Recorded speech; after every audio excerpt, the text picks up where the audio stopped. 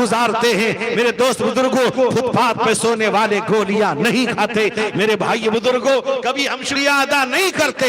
اللہ نے دیا، اولاد اللہ نے دیا، دولت اللہ نے دیا، مکان اللہ نے دیا، رہنے کے لیے دیا، آرام کے لیے دیا، اللہ نے دیا۔ کبھی ہم غور نہیں کرتے، کبھی ہم شکریہ ادا نہیں کرتے۔ قرآن کہتا ہے لَإِن شَكَرْتُمْ لَأَزِيدَنَّكُمْ وَلَإِن كَفَرْتُمْ إِنَّ عَذَابِي لَشَدِيدٌ۔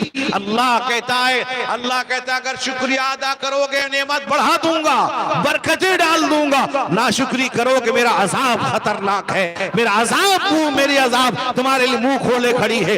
آج میرے مسلمانوں ہزاروں مالدار ہیں، لاکھوں مالدار ہیں، تاجروں سے، مالداروں سے، میرے دوست بزرگوں، بزنس مین سے، کاروباری سے، اس سے پوچھئے گا کیا حال ہے آپ کا؟ کہے گا حال بڑا خراب، بزنس کا حال اچھا نہیں، تجارت کا حال اچھا نہیں، کاروبار کا حال اچھا نہیں، بہت خراب ہے۔ میرے دوست بزرگوں، میرے نوجوانوں، کبھی شکریہ ادا نہیں کرتا۔ تو کہتا ہے کاروبار کا حال خراب ہے، اللہ تجھے کھانے دے رہا ہے، رہنے کے لیے گھر دے رہا ہے، پہننے کے لیے کپڑا دیا ہے، تجھے راحت دیا ہے، تجھے آرام دیا ہے، کسی کا محتاج نہیں بنایا ہے۔ اس سے پوچھئے، کہتا ہے تیری اولاد کتنی ہے؟ ایک کہے گا 2 اولاد ہیں، اس سے زیادہ نہیں۔ میرے دوستوں پھر بھی پریشان ہیں۔ آپ جائیے امام صاحب سے پوچھئے، مولانا صاحب سے پوچھئے، مولانا صاحب کیا حال ہے؟ الحمدللہ، اللہ کا شکر ہے، اللہ کا کرم ہے، اللہ کا احسان ہے، عزت سے رکھا ہے اللہ تعالیٰ، کھانے دے رہا ہے، پہننے دے رہا ہے، شکریہ پر شکریہ ادا کرتے جاتا ہے۔ کبھی یہ نہیں کہتا پریشانی ہے، قرضہ ہو گیا، فلاں پریشانی ہے، فلاں ہوا، وہ شکریہ ادا کرتا ہے۔ اور پوچھئے بچے کتنے کہتے اچھے، اس سے کم نہیں کہتا۔ میرے دوستو اللہ دیتے ہیں اور تم انگلیاں اٹھاتے رہ جاؤ گے، کہاں سے پہن رہا ہے، کہاں سے چڑھ رہا ہے، کہاں سے جا رہا ہے، کہاں سے کھا رہا ہے۔ میرے دوستو یہ تم باتیں بناتے رہ جاؤ گے۔ اللہ نے کہا یہ بدگمان لوگ ہیں، بدگمانی گناہ ہے، یہ کرتے رہ جاؤ گے۔ لیکن اللہ کہتے ہیں وہ میرا شکریہ ادا کرنے والے لوگ ہیں، یہ میرا انتظام ہے، تمہارا انتظام نہیں ہے۔ میرے بھائیوں، آج شکریہ کون ادا کرتا ہے؟ کتنے لوگ ہیں آج اللہ نے صحت دیا، خوب موج مستی کر رہے ہیں۔ شکریہ ادا کا سب سے بہتر عمل شکریہ کا نماز ہے۔ اللہ کا شکریہ ادا، نیند سے بیدار ہوا، حدیث میں آتا ہے جب آدمی سوتا ہے شیطان اس کی گدی پر 3 گرہ لگاتا ہے، گانٹھ لگاتا ہے۔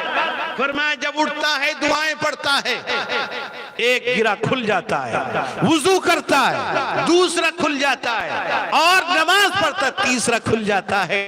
میرے دوست بزرگوں، اس کی طبیعت کے اندر نشاط پیدا ہوتا ہے۔ لیکن یاد رکھو اگر نہیں پڑھی نماز، وہ گرہ کھلتا نہیں، بندہ رہتا ہے، دن بھر شیطنت کرتا رہتا ہے، دن بھر اس کے خیالات گڑبڑ ہوتے ہیں، غلط غلط باتیں خیالات دل میں آتے رہتے ہیں۔ وجہ اس کی یہ ہے ہم نے اپنے رب کو بھلا دیا، اس کا شکریہ ادا نہیں کیا۔ میرے دوستو، میرے بزرگوں، صحابہ اکرام ایک ایک چیز پر اللہ کا شکریہ ادا، بھوکے تھے شکریہ ادا کرتے تھے، بھوکے اللہ کا شکریہ ادا کرتے ہیں۔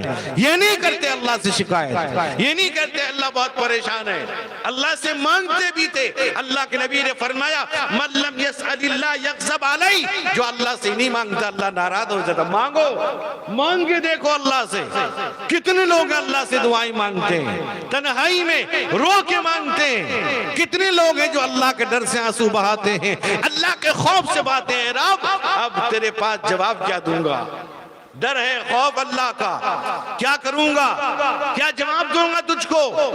ڈر ہے، آنسو بہاتا ہے، مولا میں تیرا بندہ، مجھے معاف کر دے، میرے گناہوں کو معاف کر دے، بہت گناہ۔ میرے دوست وہ اللہ ہے، وہ اللہ مہربان ہے کہ ہم کو نماز میں جھکنے کی توفیق دے رہا ہے۔